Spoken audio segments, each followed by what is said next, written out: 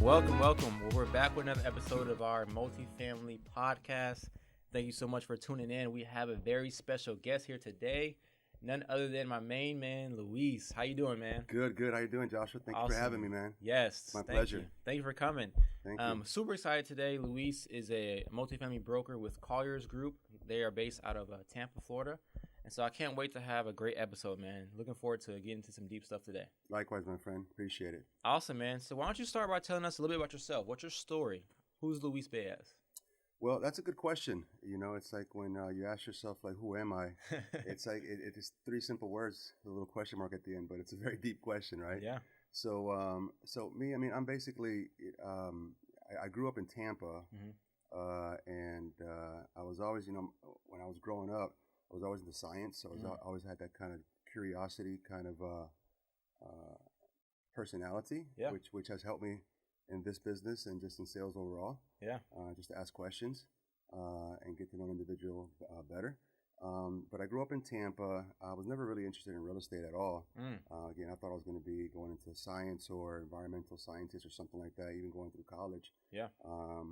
My teachers were pushing me into towards engineering because I was always good at mathematics, but I caught the business bug while I was in college, and so I went that route. And then when I was in college, I went to the University of Tampa. Well, first I started at Hillsborough Community College. Gotcha. Got my associate degree there. Yeah. And then I got a scholarship to the University of Tampa because I would never be able to afford a private school if it wasn't for that. Yeah. You know, I don't even want to. Well, I have a daughter in private school right now, so. I know that has to be fun making those payments, man. Yeah, it is. And then I got a 6-year-old daughter, so awesome. We're going to push her towards public school. Hopefully, I don't know. I love it. But no, education is very important to me. So that's one of me. You know, that's one of my highest values and continuous learning.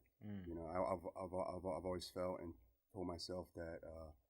You know, the day that you stop learning is the day that you unknowingly begin to die. Because, you know, that's just the way it is, right? We're always learning, and our curiosity should always be on. Absolutely. Because, you know, we never know everything. Absolutely. So, you know, it's back to college. When I was in college at the University of Tampa, I met an individual there. He was out of Key West, and we became good friends. And he was interested in investment real estate, and that's how the investment real estate bug bit me. And so. I went on to get a job with from college with what is now FedEx Office. Okay. I used to be called Kinko's. Gotcha. I don't know if you guys remember that. It was before my time. It was way before your time. Yeah. Kinko's, and so I went from college into the management training program, and then while I was at Kinko's, that's when FedEx took over, and Kinko's was a very laid back, for lack of a better term, kind of hippie culture, And so FedEx took over, and there's a lot of changes happened real fast. Gotcha. A lot of people left the company. A lot of people got fired, and I was with them in sales and project coordination. Gotcha. So while I was there, Matt Cerisi tapped me on the shoulder and says, "Hey, Matt is the client that I was mentioning, a good friend of mine from college. So he tapped me on the shoulder and said, Luis, my dad and his partner, which are attorneys in Key West, they want us to start buying multifamily buildings. I want you to help me analyze buildings within Tampa Bay." And this was in probably 07, 06, 07, which like the peak of the peak. Yeah. But good for them that they were always focused on cash flow. Yep.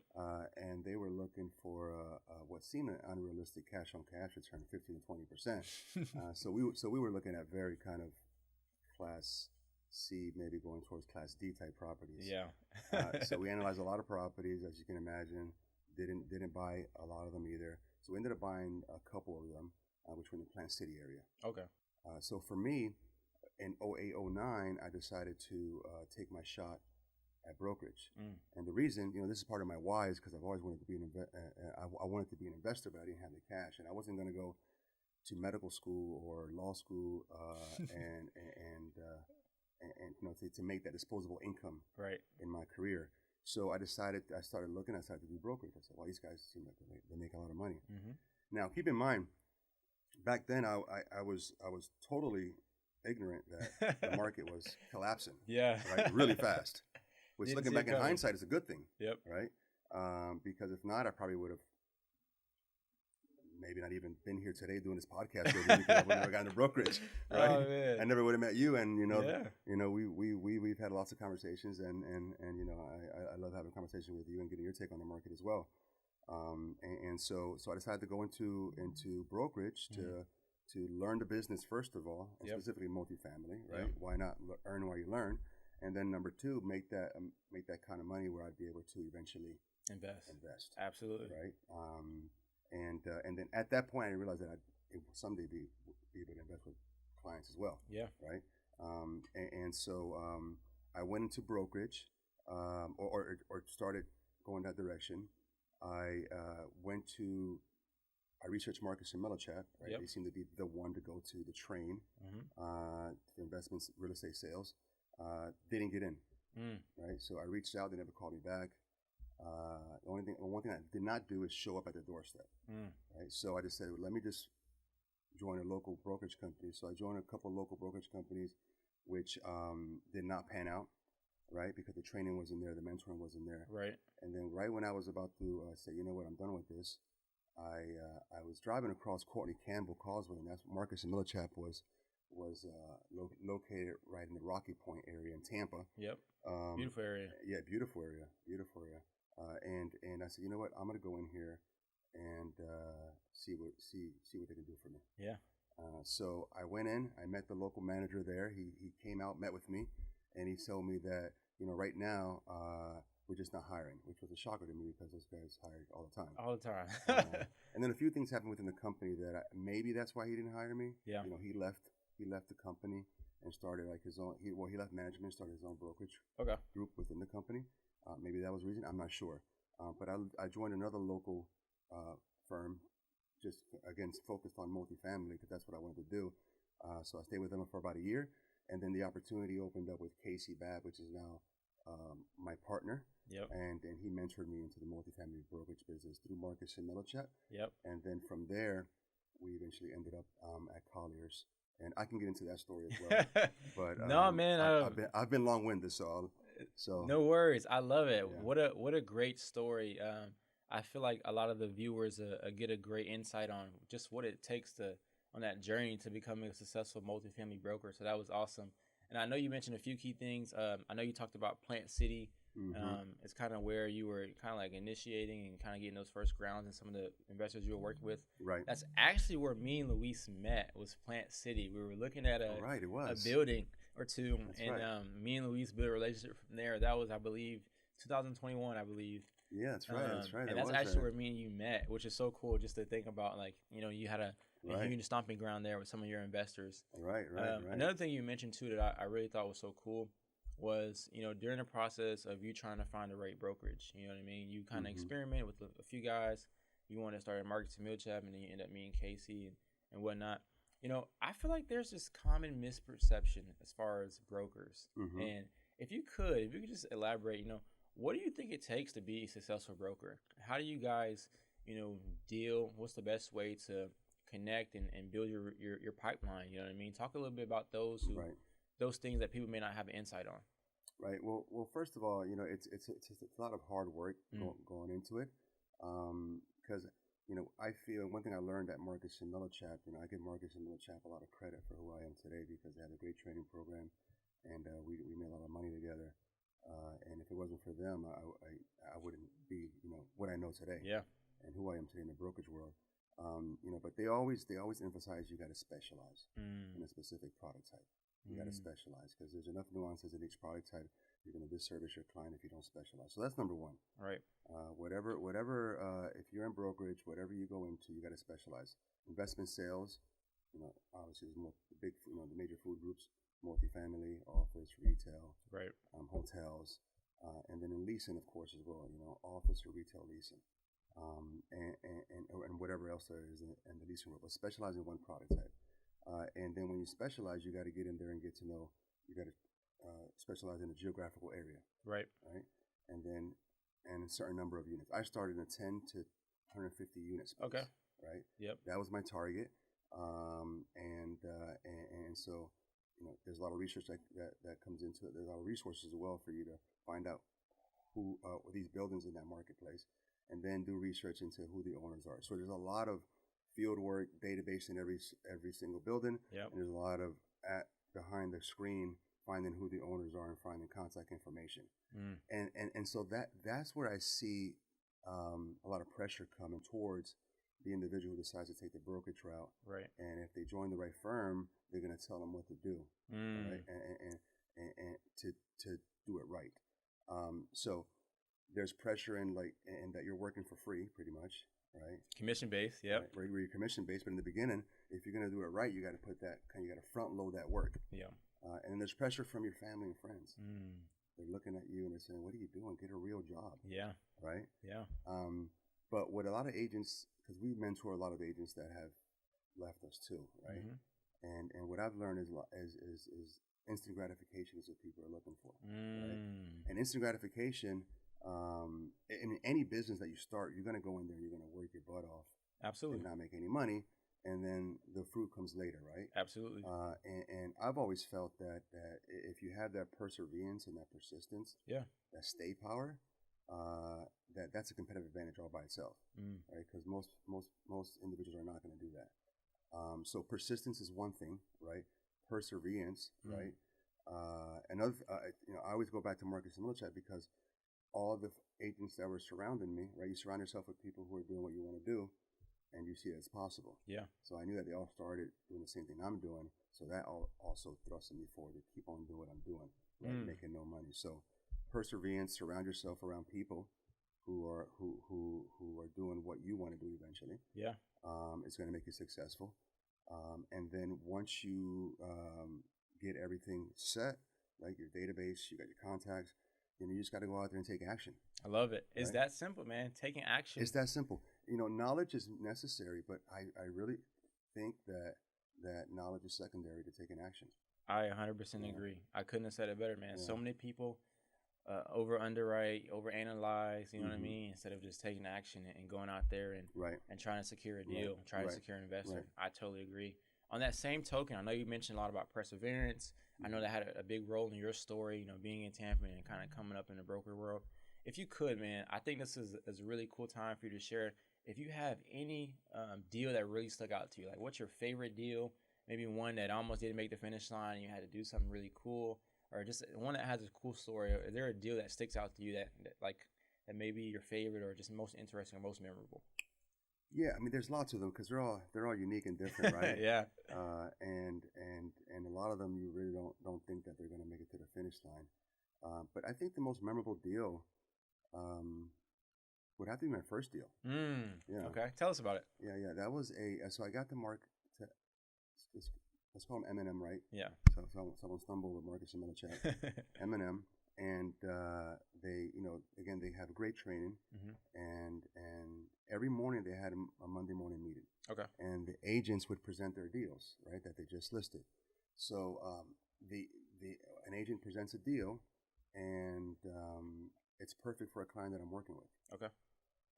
So M&M training said, call the client and have them drive by the deal. Okay. If they say no, then they're probably not qualified. They're probably not interested. If they do it right away, then they want it. Yeah. They want it. So I left the meeting. I called this client that I knew wanted this specific type of property in this location. And that's within 2 hours he drove it. He was local to Tampa. And it was a deal. Oddly enough, it was a mobile home park in Hudson. Okay. Right. And so there was a mobile home specialist broker in our office as well, and he's the guy who presented it. So this client drives the deal, he likes it, so we started putting the deal together, and they had seller financing component. Okay. Right. So it was a perfect deal for him. And within 6 months of my first me joining M&M, I got my first paycheck, and it was a substantial paycheck. So that had to feel good. It felt really good because that solidified like this can work. Yeah. This will work. And then from there on, that gave me some stay power, right? Because when I joined M&M, I was also working a second job, part time doing. It was this jazz bar and cafe in Brandon area, so I was like a maitre d'. Yeah. And I had to do that. And then I had another little part-time job with another client, or now client of mine as well. So there was a few things that I was doing to try to sustain the fact that, to your point, commission. Yeah. You're making $0, right? Man, see, that's the stuff that doesn't get publicized as much, man. When you're starting out, that early grind, you got to do what you got to do to make it work. You got to do what you got to do, exactly. And I can see why, that deal meant so much to you, being your first one, and it kind of putting you out there like, man, I can really do this. Absolutely. I can really build my career in this field, man. Right. And then there was some money in the bank, that kind of put a little pressure off. Because what I haven't said is that I just had my older daughter. Oh, wow. Back was really against the wall, man. Yeah. Man. Yeah. So we had just had our older daughter, which is now in college. Wow. Well, she was several years old at that time. Okay. But yeah, things were challenging, I would say. But with that vision and that belief and desire, as you know, Joshua, you're gonna make it happen. Yeah, you have to. It's just no other option. Like, I'm gonna figure it out. Yeah. I would add that onto like a part of success as well, is that you just have to have that belief. Absolutely. That it's gonna happen. You have to see it in your mind. Absolutely. And you'll gravitate towards that. I love it, man. I love getting to understand your story and kind of hear more about that, man, because that's actually something I never knew about you. But I think that is so cool, and it helps me understand you more. You know what I mean? If you could, too, one thing that I was thinking about as you were talking is, I'm thinking about, man, life is filled with so many moments like that where, our back is against the wall and someone may not see kind of what we're going through, but we still got to show up and perform. And despite what, we may be dealing with personally, if you could, man, like, I know you kind of touched on it a little bit with that story in regards to having your first daughter, but what's like one defining moment in your career that just sticks out as well? I know we talked about like your favorite deal, kind of a little bit more your story. I just want to, just out of curiosity, what's like a defining moment? Like, man, this really like was a make or break situation, and it really just stuck out for me. It can be that situation with your first kid, or you have another one, like whatever you feel. Yeah, one defining moment. I would say, it didn't land me where I ended up eventually, which was at M&M. But it took me towards that path. And it's gonna sound. I know this is gonna sound crazy, right? And this is something that I've been not struggling with, but always remind myself that you just got to be bold and just do things, right? Yeah. It was a pitch session. You go there to pitch your deals. Okay. To the other brokers in the room. Yeah. Right. It's a pitch session. That's right. And so it was on Kennedy Boulevard in Tampa, which is just outside of downtown Tampa. And I was in the parking lot. I don't have any deals. Right? I'm just there, just checking it out, right? Yeah. No deals. I just probably did research. I knew that these meetings were going on. I was just want to be in spaces where other brokers were. Right. So I had no deals, so I was just going to go to listen, right? And just like that, right? In the car, I'm like, all right, so I'm going to pitch myself.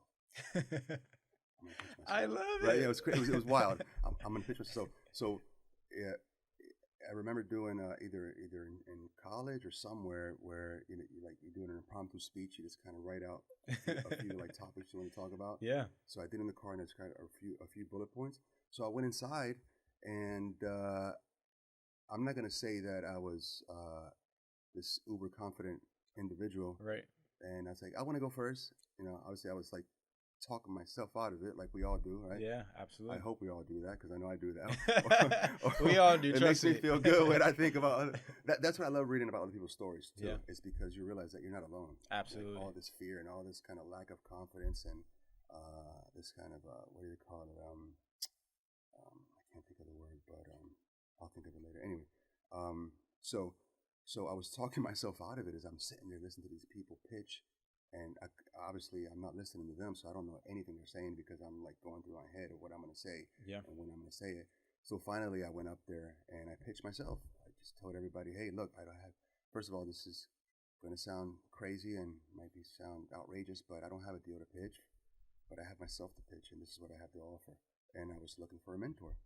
And I don't remember exactly what I said, but Heather Whitaker, and am I okay to throw out names? Absolutely. Yeah. Heather Whitaker, she's with Fidelity National Title. You may know her. Okay. I don't know if she's a very good title company. or very good. She's business development for that title company, and Gotcha. she is awesome. And so she heard it. She was in the room, and she heard me pitch. So she came up to me afterwards and said, "Hey, that was pretty awesome. I got a couple people that you might want to talk to." Look at that. Yeah. So she connected me with a couple people, and one of them I joined, but it wasn't the right fit. Right. Right. So, but that kind of kept me bouncing until I found Casey Babb, which I met him through CCIM. Gotcha. We were on the board together. Wow. And so, yeah, that's how I got the M&M. And what a great defining moment, man. Just being able to be courageous, step out there, and just pitch yourself, man. I feel like that's a lot of what sales in general in any field is. It's pitching you whenever you're on that call or you're in front of that person. You have to make them trust you. You have to make them believe in what you're saying, right, and what you stand for. And I know that takes a lot of courage early on, especially when you're kind of just starting out and trying to find your path. But I just love how you were so hungry to find a mentor, so hungry to kind of just get your feet wet. You're willing to say, "Hey, I don't have a deal, but I can pitch myself." And boom, look where it turned for you, man. Right. That's awesome. I hope a young broker or a young investor just hears that and just like, man, like I really can do this. I just got to believe in me and put the work in. I love that so much, man. I kind of want to shift too, because I know there's people out here kind of wondering about your insight on the market and just multifamily in general. So I want to shift a little bit, man. If you could, kind of what we talk about on this podcast are, sellers, investors, buyers, perspectives, right? And so just you being in your position, if you could kind of give us some insight on what you see in the real estate market, kind of talk about how you manage seller expectations through this market, through this cycle, and kind of what you're seeing and kind of how you're going about things. Yeah, it's a question that everyone has right now. Yeah. What's going on with the market? I think we have a grasp of it. We know what's going on. Things were unsustainable in 21 and going into 22, and everyone knew that just could not last. Yeah. And it didn't, as we can see. But I think right now we're like this year is a tale of two halves, right? At least that's what everyone was saying going into this year. Right. First half was going to be still disruption. Right. Deal flow is going to be low, and in the second half, things are going to come back. We'll see. What I do know is that we're in Florida. Yep. And supply and demand is really what it all comes down to, right? There's still in-migration is still very strong. Yep. Coming to Florida. And by the way, my team and I always focus in Florida, so we're the Colliers Florida multifamily team. Gotcha. And so demand right now is still very strong for apartments, multifamily. In-migration is still very strong coming to Florida. We have a very, very friendly business environment, and the tax situation, right? No state tax. So we got a lot of jobs coming in, companies coming in, and we still have a very short supply of apartment units, even standing today, even with all the construction that's going on.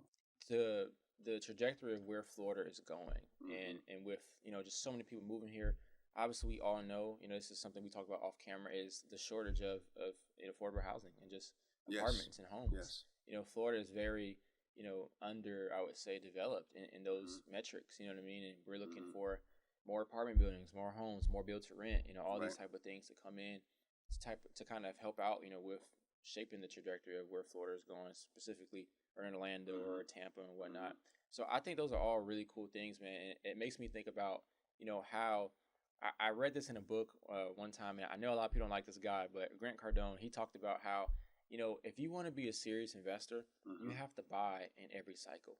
You have to figure out a way to reshape your game plan to get deals done, no matter where the market is. And I feel that's a lot of what you're sharing. The same sentiment is like, man, despite interest rates going up, it's still a good time to buy because sellers' prices are coming down a bit.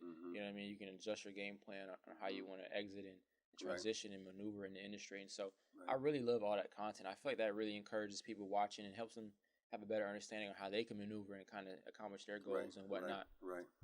On that same token, though, just speaking upon like people that we listen to in the industry, books, who are some of the people that you like to listen to? If you have a favorite business book, what is it and why? Is there a book that has shaped you or a person that you really like to kind of get information from and learn from in the industry? Talk about that. Yeah, absolutely. But to your point, real quick, before I go into that, Joshua, I agree. And like your reference, Grant Cardone, you have to stay relevant. You have to stay active. You have to figure out how to keep that money moving. Yeah. Otherwise, money's losing money because inflation, right? Absolutely. You can't just leave it or losing purchasing power. You can't just leave it in the bank, right? You gotta keep it moving. And you just got to have confidence. Just look at the numbers. It's all numbers, right? Again, supply and demand. It's a math equation. Yeah. But you're right. On sellers, it is a tough pill to swallow, right? Yeah. But what sellers don't understand is that was an abnormal market. Books that I've or guys that I follow. So, in terms of business books, there's so many of them, right? Absolutely, so many great ones out there. Yeah. One thing that comes to mind. It was a long, long time ago. Was E-Myth. E-Myth. Michael Gerber. I don't want to. It's Gerber is his last name. It sounds like Michael Gerber. I'm gonna go with Gerber. Okay, I hope it's Gerber. Okay. I always mess up last names and names, but I don't mean to. But it's called E-Myth, short for entrepreneurial myth. Okay. And the book, the thing and I read that right out of school, of college, and what I really like about that book in terms of a business book is that he's the one you've heard this before. I don't know if I'm sure he didn't coin this, but he's the one I guess that put it out there. Yeah. I don't know. First time I heard it is working on your business versus working in your business. You've heard that before. Absolutely. Yeah. Right. So that's kind of what that book put that into perspective for me. That you have to work in your business, and he calls that the technician, right, or the manager that's operating the systems and managing the technicians, and then the entrepreneur, which is the visionary, right?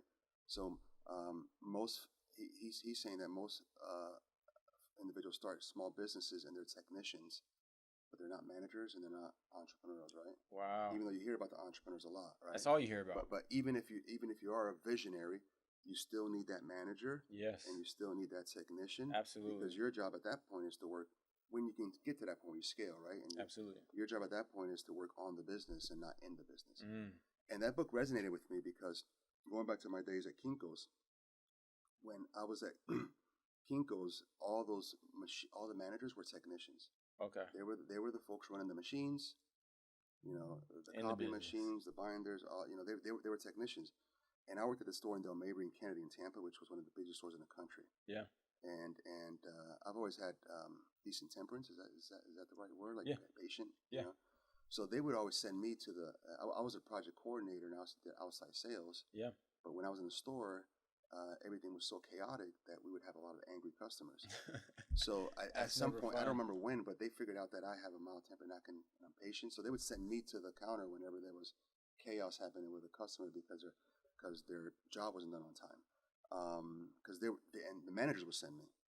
Yeah. They were technicians, but Kinko's was a very kind of laid back culture. Yeah. So they would promote technicians to management without training them. That's a recipe for disaster. It is. So at the same time, I was reading that book, and then FedEx came in and reorganized everything and put managers that were capable of being managers, technicians in their place, and I guess FedEx was the visionary, the entrepreneur. I don't know, but it kind of put that into perspective. Gotcha. For me, kind of what it is to work on the business versus in the business, and how somebody like me started my brokerage business, I had to keep those things separate. Absolutely, man. I love that. That sounds like a great book. I haven't had a chance to read it, but it sounds like one I can definitely add to the list. And you mentioned this early, man. You always got to continue learning, and that's a great thing. I think for any business and doing it in any industry, you have to have. You know what I mean? Right. It doesn't stop when you graduate college. Books are so fundamental into helping us become successful. And then I really love that you mentioned that, man. Well, Luis, I appreciate you so much, man. This has been a ton of fun. Yeah, likewise, man. We've gotten to a lot of good stuff. Like, we have to get you back on here soon, man, because I just feel like we have a lot more that we could dive into, man. But I really want to honor your time, and I appreciate you for coming by, man. Thank you. Got it. Do you mind if I ask you a question? Yeah. You're in management, right? Absolutely. So you got clients that you're managing properties for, obviously.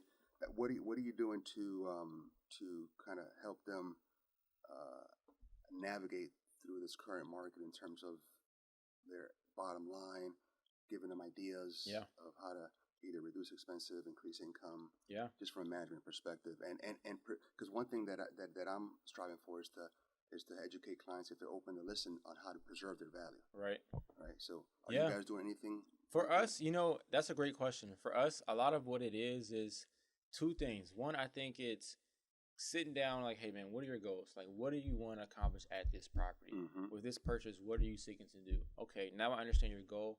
Here's how we can get there. And I can be honest and say, hey, man, I don't know, just given the state of where our rents and expenses, I don't know if we're there. You know what I mean? And I'll be honest. And then if I think we can get there, okay, man, this is how we can do it. And a lot of times, I always like to look at it like a partnership. Like, hey, we're on the same team here. This is the common goal that we're going towards. This is what we do. So whether it's say, okay, you know what? I know in this market, we can get these rents. Here's the things you need to fix up at the property to get here, right? Okay. And so, boom, we focus on that. When it comes to expenses, okay, insurance, I really can't control as much. I can't do anything with insurance doubling. But let me see on the repair and maintenance, okay, what can we make the tenant's responsibility? What service contract can we get to kind of make our annualized expenses a little bit lower? We implemented one of our properties, a resident benefits package, right? Okay. And so what that does is it provides air filters, renters insurance, pest control, amongst other things for the tenant. And we take on the price paying for it, so it's no expense to the owner. And so, boom, now the owner doesn't have to pay pest control.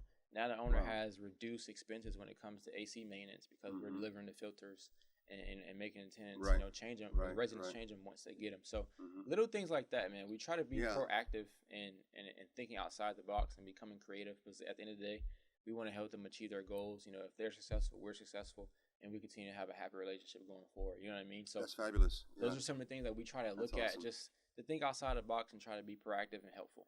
Yeah, man, that's awesome, Josh, because I can see how that serves two things. Your specifically the residents, what you call it, the resident benefits package. Benefits package, because it's resident resident retention. Yep. But it's also landlord retention for you guys. Absolutely. Right? So it's like a win-win. You help the landlord, retain the landlord, and the landlord helps retain the resident. So that's great, man. Yeah, that's awesome. We definitely try to just be a cut of edge above everybody in regards to that.